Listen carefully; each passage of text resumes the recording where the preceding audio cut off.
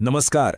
आज आपण एका अशा इंटरेस्टिंग विषयाबद्दल बोलणार आहोत जो आपल्या रोजच्या आयुष्यातल्या लहान सहान कोड्यांपासून ते गणितामधल्या मोठ्या प्रश्नांची उत्तरं शोधण्यापर्यंत सगळीकडे कामी येतो. आणि तो विषय आहे समीकरणे. समीकरण म्हणजे काय? तर अशी जादूची साधनं जी आपल्याला माहीत नसलेल्या गोष्टी शोधायला मदत करतात. मग चला सुरुवात करूया. बरं, हे एक साधं कोडं बघा. एका संख्येत 5 मिळवल्यावर 25 येतात, तर ती संख्या कोणती? काय वाटतं? लगेच डोक्यात आलं असेल, अरे ही तर 20 असणार. हे जे आपण आपोआप करतो ना, एका अज्ञात संख्येबद्दल विचार करतो, बस हाच तर समीकरणांचा मूळ पाया आहे. आज आपण काय काय बघणार आहोत, तर सुरुवात करूया रोजच्या कोड्यांपासून. मग समीकरण म्हणजे काय ते समजून घेऊ, ते सोडवण्याचे सोपे नियम बघू, काही उदाहरणं सोडवू, उत्तर बरोबर आहे की नाही हे कसं तपासायचं ते शिकू, आणि शेवटी हे सगळं का महत्वाचं आहे हे सुद्धा जाणून घेऊ. तर मग वळूया आपल्या पहिल्या भागाकडे, रोजच्या जगण्यातील कोडी. आपण जे सुरुवातीला उदाहरण पाहिलं ना, तसंच आपण नकळतपणे दिवसभरात अनेक अज्ञात संख्या शोधत असतो. खरं तर बीजगणिताची म्हणजे अल्जेब्राची सुरुवातच मुळी या अशा अज्ञात गोष्टी शोधण्याच्या गरजेतून झाली आहे. अच्छा, पण मग ह्या साध्या कोड्यांना गणिताच्या भाषेत कसं मांडायचं? त्यासाठी आपल्याला आधी हे समजून घ्यावं लागेल की समीकरण म्हणजे नेमकं काय असतं. याला आपण संतुलनाची भाषा किंवा द लँग्वेज ऑफ बॅलन्स असंही म्हणू शकतो. इंटरेस्टिंग आहे ना? अगदी सोप्या भाषेत सांगायचं ना तर समीकरण म्हणजे एक स्टेटमेंट, एक असं विधान जे सांगतं की दोन गणिती गोष्टी अगदी सारख्या आहेत, समान आहेत. आणि हे दाखवण्यासाठी आपण वापरतो बरोबरचं चिन्ह म्हणजे इक्वल्स टू साइन. जसं इथे दिलंय 4x + 7 = 15. याचा अर्थ डावीकडची गोष्ट आणि उजवीकडची गोष्ट दोन्ही अगदी सेम आहेत. हे बघा, बरोबरचं चिन्ह म्हणजे काय? तर एखाद्या तराजूचा काटा. या काट्यामुळे समीकरणाचे 2 भाग पडतात, एक डावी बाजू आणि एक उजवी बाजू. आणि या चिन्हाचा नियम एकदम पक्का आहे. दोन्ही बाजूंचं वजन म्हणजे व्हॅल्यू नेहमी सारखीच असली पाहिजे. थोडं जरी इकडे तिकडे झालं तर संतुलन बिघडलं म्हणून समजा. बरं, समीकरण काय आहे हे तर कळालं, पण ते सोडवायचं कसं? त्यासाठी काही खूप सोपे नियम आहेत. आणि गंमत म्हणजे या सगळ्या नियमांचा उद्देश फक्त एकच आहे, तो म्हणजे समीकरणाचा तोल सांभाळणे. आणि हा आहे समीकरणांचा सुवर्ण नियम, द गोल्डन रूल. लक्षात ठेवा, तुम्ही समीकरणाच्या दोन्ही बाजूंवर कोणतीही क्रिया करा, बेरीज, वजाबाकी, गुणाकार, भागाकार, काहीही. फक्त एक अट आहे, जी क्रिया एका बाजूला कराल अगदी तीच क्रिया दुसऱ्या बाजूलाही करायची. असं केलं की समीकरणाचं संतुलन कधीच बिघडत नाही. आणि हो, जी संख्या आपल्याला माहीत नसते ना, तिच्यासाठी आपण एक्स, वाय, झेड अशी अक्षरं वापरतो. चला, नियम तर आपण पाहिले. आता त्यांचा वापर कसा करायचा ते प्रत्यक्ष उदाहरणांमधूनच बघूया, म्हणजे जास्त चांगलं समजेल. हे आपलं पहिलं उदाहरण, 4x + 7 = 15. इथे आपल्याला त्या एक्सची किंमत शोधायची आहे, जी आपल्याला माहीत नाही. ओके, चला हे स्टेप बाय स्टेप सोडवू. आपलं मिशन काय आहे, तर त्या एक्सला एकटं करायचं.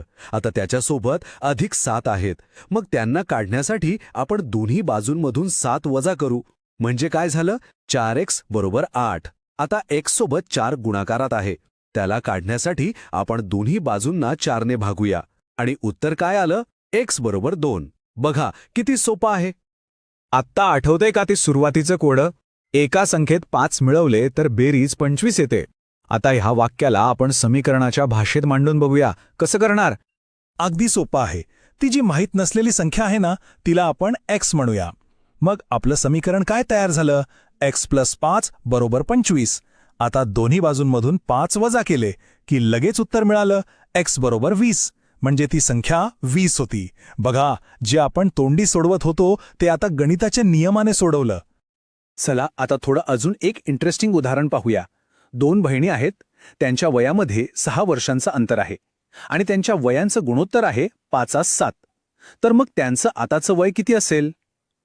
थोडा विचार करायला लावणारा आहे, नाही का? हे सोडवायला आपण गुणोत्तराचा वापर करू. समजा लहान बहिणीचं वय आहे 5x आणि मोठ्या बहिणीचं आहे 7x. आता त्यांच्या वयातला फरक किती झाला? 7x - 5x म्हणजे 2x. आणि गणितात आपल्याला सांगितलंय की हा फरक 6 वर्षे आहे. म्हणजे काय? 2x = 6. आता हे तर सोपं झालं. यावरून x ची किंमत आपल्याला मिळाली 3. आता x ची किंमत मिळाली की आपलं काम एकदम सोपं झालं. लहान बहिणीचं वय होतं 5x, म्हणजे 5 गुणिले 3, जे झालं 15 वर्षे. आणि मोठ्या बहिणीचं वय 7x, म्हणजे 7 गुणिले 3, जे झालं 21 वर्षे. आणि बघा, 15 आणि 21 मध्ये बरोबर 6 वर्षांचा फरक आहे, म्हणजे आपलं उत्तर बरोबर आहे. आता आपण उत्तरं तर काढली, पण ती बरोबरच आहेत याची खात्री कशी करायची? ही एक खूप खूप महत्वाची पायरी आहे. यामुळे आपला आत्मविश्वास वाढतो आणि चुका होण्याची शक्यता कमी होते. या पद्धतीला ताळा पाहणे असं म्हणतात. यात काय करायचं तर आपण जी किंमत काढली आहे ना ती मूळ समीकरणात परत टाकून बघायची. जर दोन्ही बाजूंची किंमत सारखी आली तर समजायचं की आपलं उत्तर एकदम परफेक्ट 100% बरोबर आहे. तर समीकरण सोडवताना या 3 गोष्टी कायम लक्षात ठेवायच्या.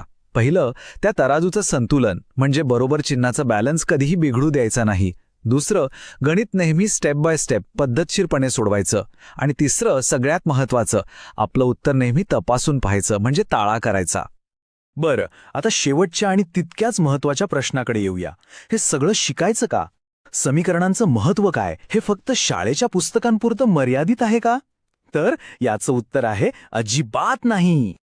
समीकरणं ही फक्त गणित, फिजिक्स किंवा इकॉनॉमिक्समध्येच नाहीत, तर आपल्या रोजच्या आयुष्यात सुद्धा लपलेली असतात. महिन्याचं बजेट ठरवताना किंवा गाडीत किती पेट्रोल लागेल याचा अंदाज लावताना, अगदी स्वयंपाक करताना सुद्धा आपण नकळतपणे समीकरणांचाच वापर करत असतो. चला तर मग, आता एक छोटंसं चॅलेंज स्वीकारायचं का? हे समीकरण सोडवून बघा. 3x अधिक 5 बरोबर 14. आज आपण जे काही शिकलो त्याचा वापर करून हे नक्कीच सोडवता येईल. आणि जाता जाता एक गोष्ट लक्षात ठेवूया.